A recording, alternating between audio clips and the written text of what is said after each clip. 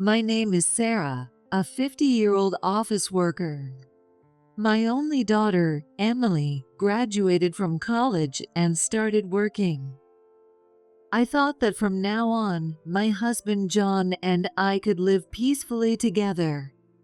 We've always been a close couple, but as Emily grew up, I felt a bit of distance between John and me. John didn't really help with raising Emily, so I couldn't rely on him, and I think that this gradual disconnect was the cause of our strained relationship. That's why I wanted to repair our relationship and spend our later years together happily. However, after Emily started living on her own, John started coming home less and less. Then, 6 months later, John told me he wanted to divorce me. I was shocked by the suddenness, but the words he said were even more devastating. I have someone else I love. I was stunned by those words. Even though I felt the distance growing between us, I only had eyes for him.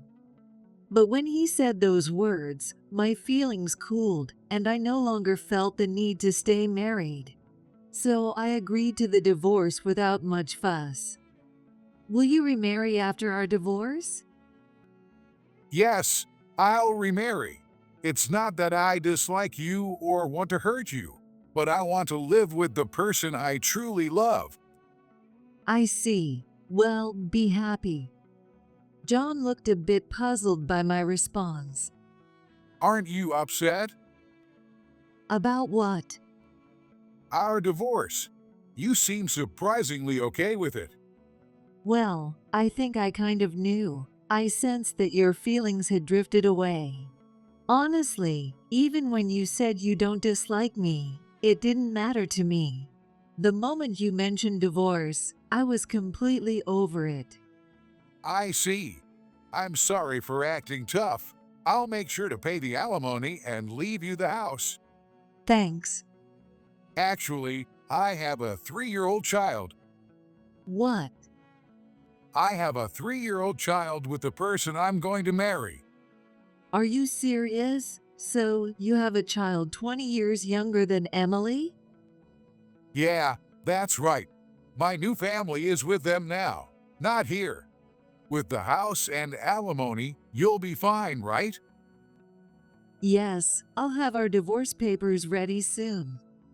Wait, you're going now? When else should I go? Honestly, I was ready for you to bring the papers already. I'm sorry.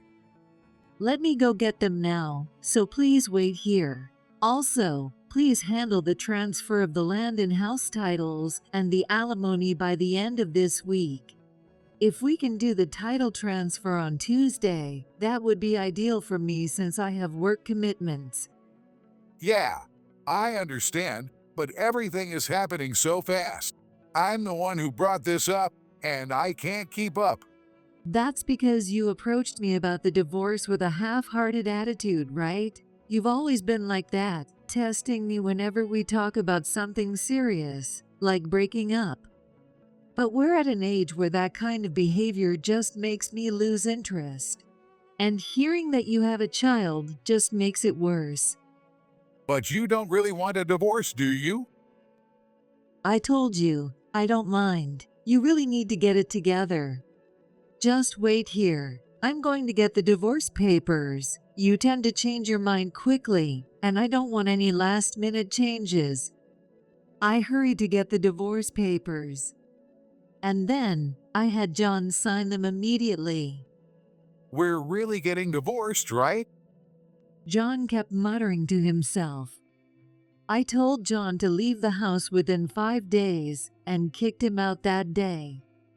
Then, I contacted Emily to let her know about the divorce. After work, I headed to Emily's apartment to tell her, I'm getting a divorce from John. Really? That's probably for the best. You're surprisingly okay with it too. Didn't you resist at all?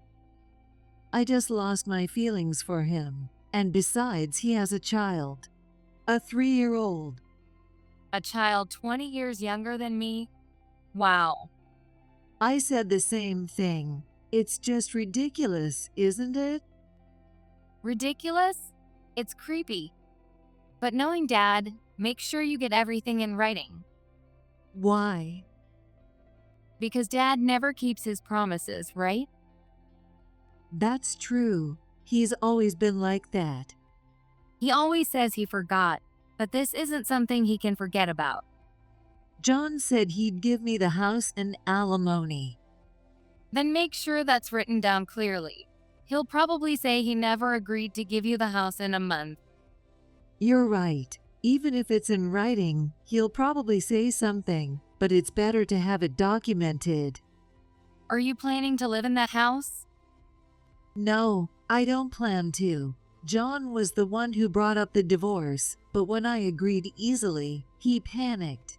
He'll probably want to come back eventually. That's likely. You can live at my place. Dad doesn't know where I live, so he won't be able to find you. Really? Then I might take you up on that. I don't know how much alimony you'll get from Dad, but it probably won't be much. Yeah, I can't expect much money from John. Exactly. So, for now, live in my apartment, and we'll figure things out after selling the house. Thanks for everything, even though it's my issue. I'm just like you, Mom. I'm more reliable than you think. Thank you. Thanks to Emily, I felt a bit more at ease. After finalizing the paperwork with John, I quickly sold the house. Living in Emily's apartment was too cramped for the two of us, so I used the money from selling the house and the alimony to sign a lease for a new condo. 2 weeks later, out of the blue, John contacted me and asked me to meet his girlfriend. Honestly, I didn't want to meet her and found it annoying. It doesn't matter to me who he's involved with now. However, he kept contacting me persistently, so I reluctantly agreed to meet with him. When I met them at the restaurant, I was shocked to see the woman sitting next to John. It was my younger sister, Mary, who is 15 years younger than me. Mary? Hi, Sarah. Long time no see. I've taken John for myself. Mary is my half-sister. She's the daughter of my dad and his second wife, whom he married after my mom passed away.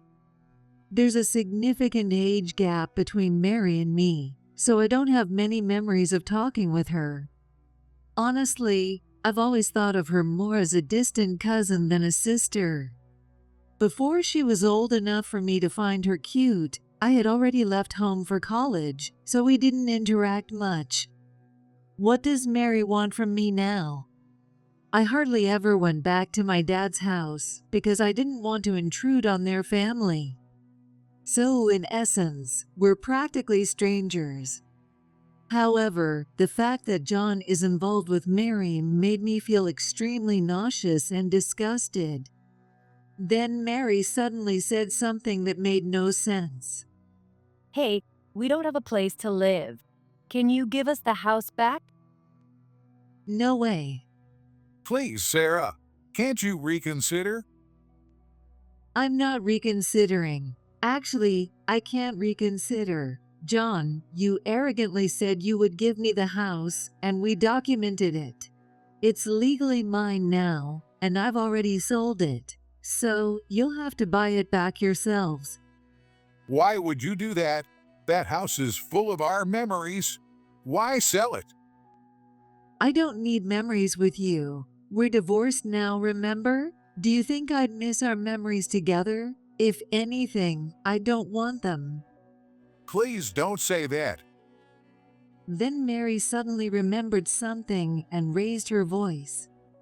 Oh, then give us the money from selling the house.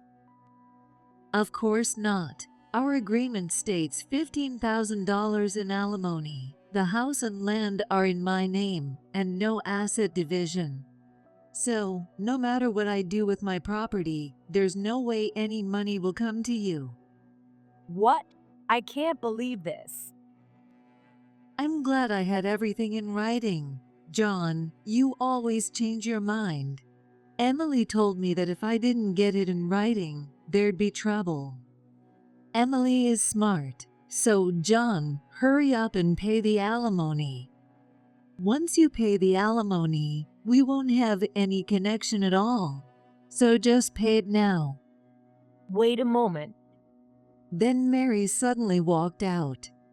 When she returned, she was carrying their child in her arms. His face was very red. Wait a minute, you didn't leave him in the car, did you? Yeah, but it's been almost an hour, so I thought I should bring him in. An hour? We got to the restaurant 30 minutes ago. What were you two doing, leaving the child alone? We did a bit of shopping. It's no big deal. No big deal? Are you serious? Poor thing. Here, drink some water.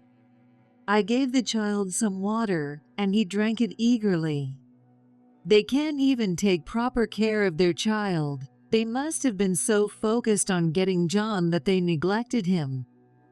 John had told me the child was 3 years old, but he seemed very small for his age. They probably weren't feeding him properly. I can't believe this. Anyway, make sure you take proper care of your child. And remember, we're divorced, so it's none of my business. John must have some income, right? So you can live in a better house than that one. Really? I don't know much about his income yet. For now, we're just living together. Is that so? By the way, shouldn't you discuss these things with your family before coming to me about the house? Well, relying on poor Sarah is just how it is. Let's go home for now. We need to plan our new place. John and Mary left. Neither of them seemed to understand their own reality, so they'll have to figure it out themselves.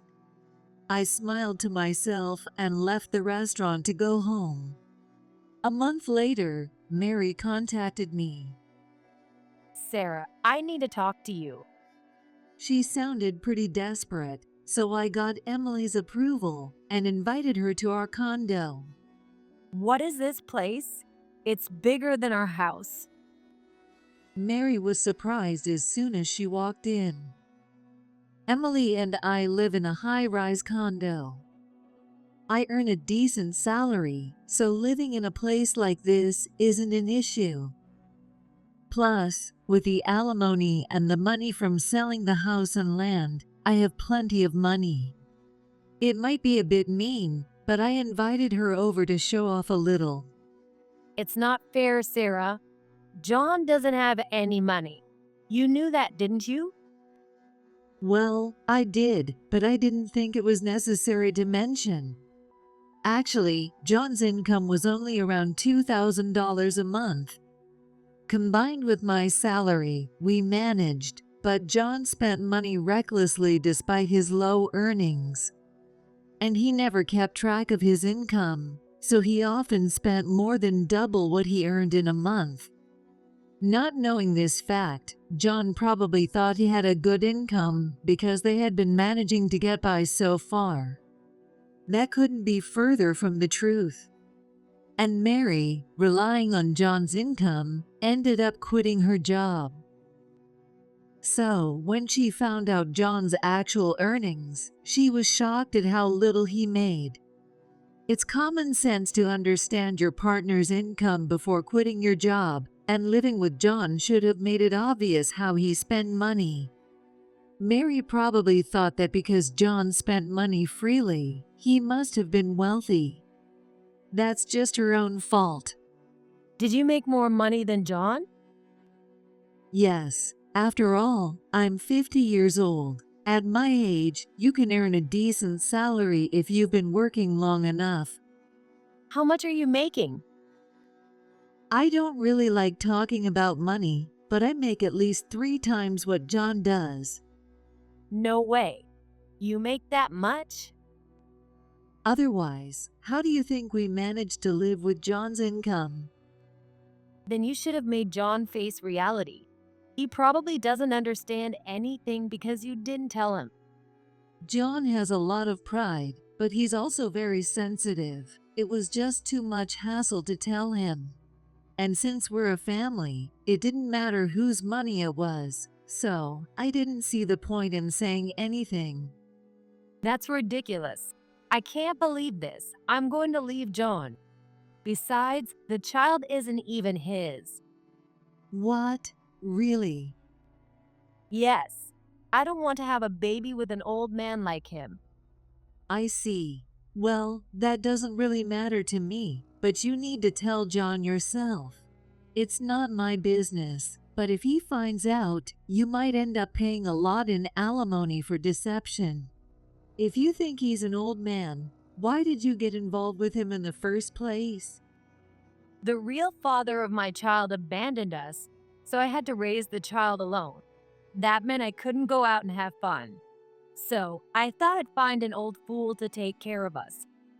Then I realized that John's older than you, Sarah. Men are stupid and prefer younger women, right? So I seduced him, and he fell for it easily. It was laughable. I thought it would be easier to get involved with someone nearby, but in the end, he turned out to be worthless. Where did you meet him? John always stopped by the supermarket after his work, so I hit on him there. Well, more like I pretended to trip and fell into his arms. He got all flustered. It's hilarious. He got so nervous just because a young woman leaned on him. Then I pretended not to notice and asked, "Hey, aren't you Sarah's husband?" And we exchanged numbers easily. And even though we only slept together once, he really believed the baby was his. Men really know nothing, do they? It's so funny. I was already 5 months pregnant by then. John really doesn't understand anything. It's almost pitiful, but I don't care anymore.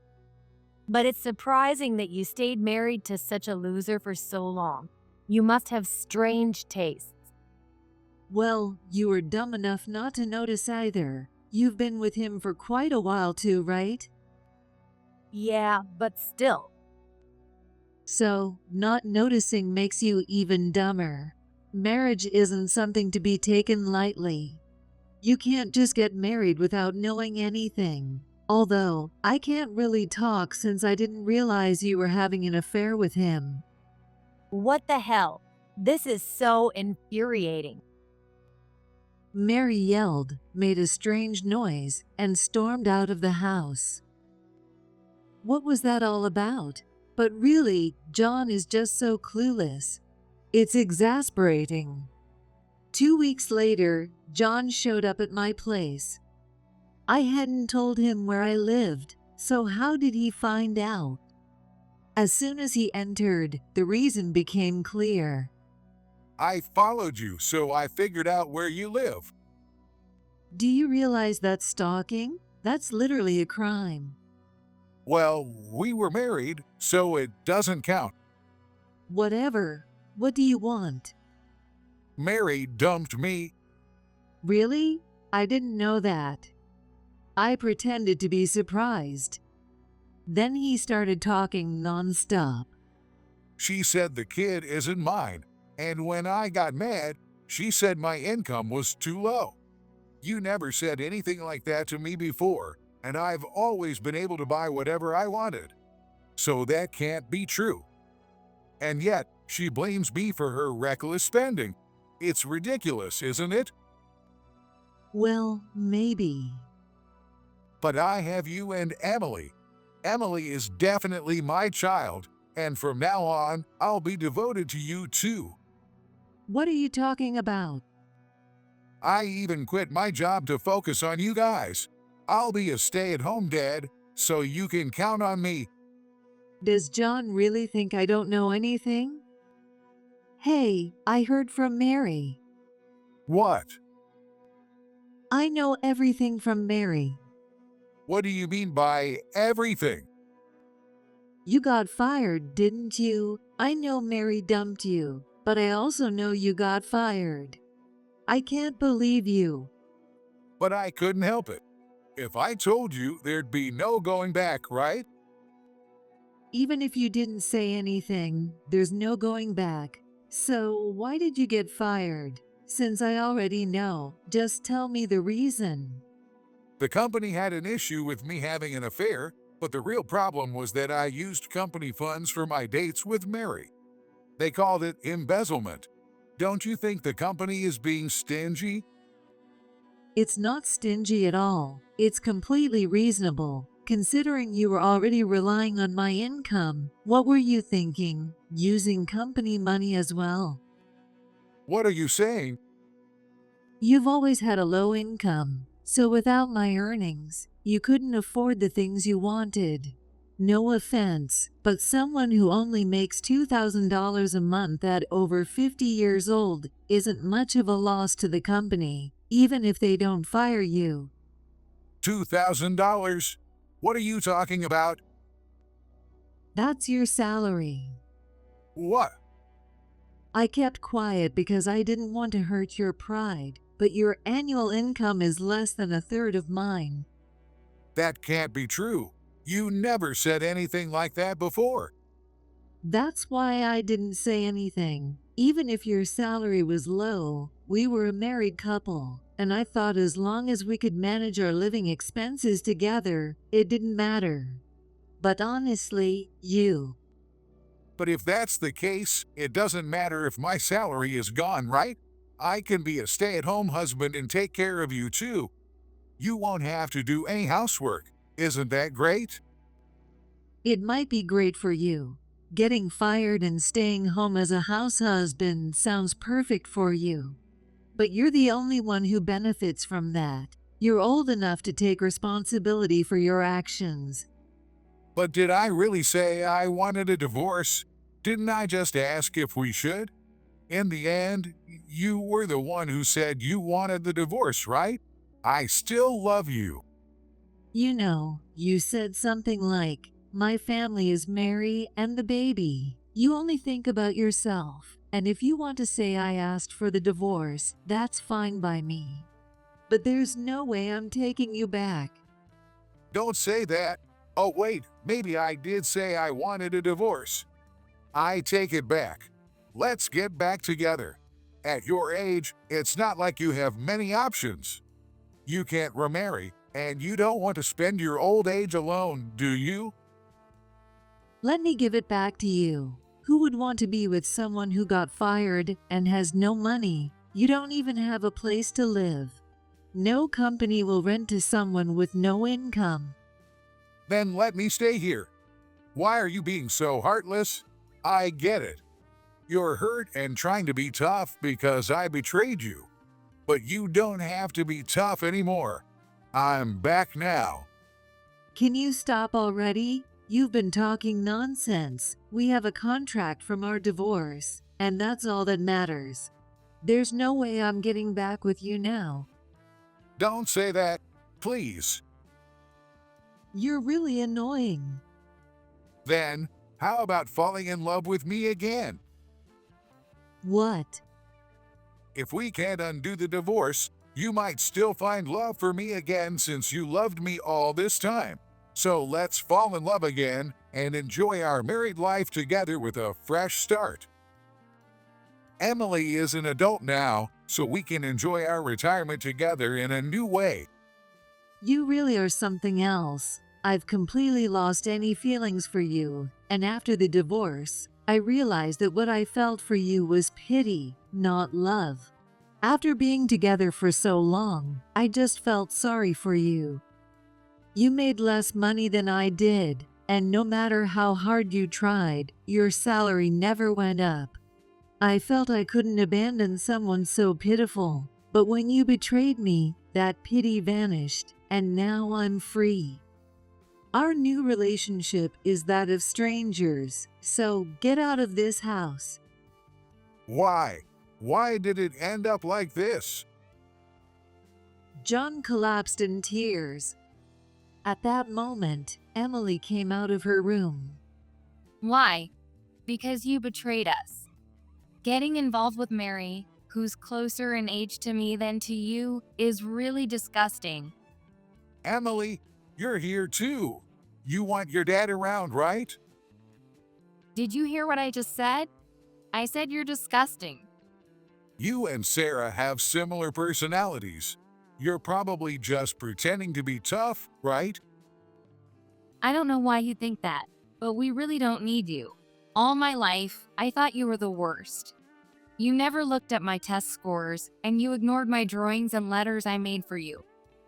Mom always kept them and would tell me that you were happy, even though you never saw them yourself. I always thought Mom is enough. It doesn't matter if Dad is there or not. Why would you say that? I worked hard for you. Now that I'm an adult, I understand.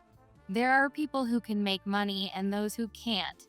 You left home at 9 a.m. and came back at 4 p.m. every day. There's no way someone like that could have a good income. $2,000 a month? That's less than my starting salary. Do we need a dad like that? No, we don't. Do you think it's okay to say that to your dad? You're just related by blood. Acting like a dad just because of that is troublesome for me. My friends would go on trips with their dads and had good relationships with them. But I never had that. Mom and I would always go on day trips alone. When I think about it, what were you even there for? We really don't need you anymore, so please leave. I've always wanted to say this. Some people might want to marry someone like their dad, but I never do. I want to marry someone who's nothing like you.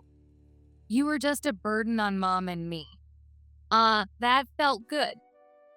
Now, will you please leave?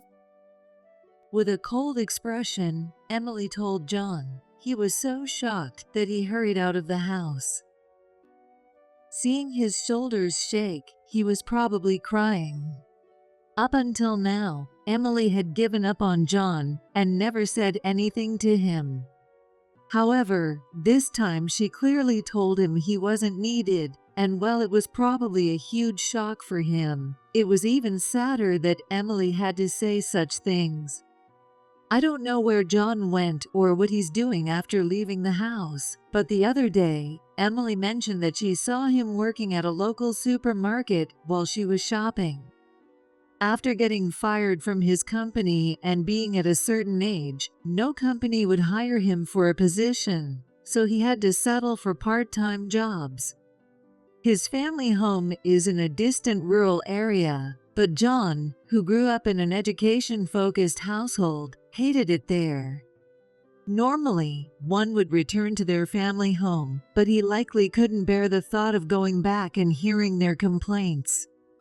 He's probably living day to day in a small apartment. If he hadn't betrayed his family, he could have continued working in his familiar environment, albeit with a low salary, and wouldn't have lost his family. This is truly a case of reaping what you sow. As for Mary, she was in the news recently. She was arrested for leaving her child in a car. The child was unharmed and taken into protective custody. However, my dad went to pick up the child, and now the child is living at my parents' house. My dad and my stepmom, his second wife, are furious with Mary and plan to cut ties with her. My dad told me that during a visit, they informed her that they would never see the child again. I had distanced myself from my stepmom, assuming we couldn't have a good relationship simply because she was a stepmom. However, when I realized she had always been considerate of me, I regretted distancing myself. I thought they would side with Mary, but instead, they kept apologizing to me. Knowing that I was loved by my dad, mom, and stepmom warmed my heart. Since then, I've continued living with Emily. However, Emily recently told me that she had someone she wanted me to meet, so I prepared myself for the inevitable. I knew she had a boyfriend, so I assumed it was an introduction for marriage. I had decided to give Emily the condo when she got married, so I told her about it. It's a bit early, but thank you. I'm already looking forward to Emily's wedding. The greatest joy for a parent is seeing their children get married. I want to be there to see her happiness up close and send her off with love.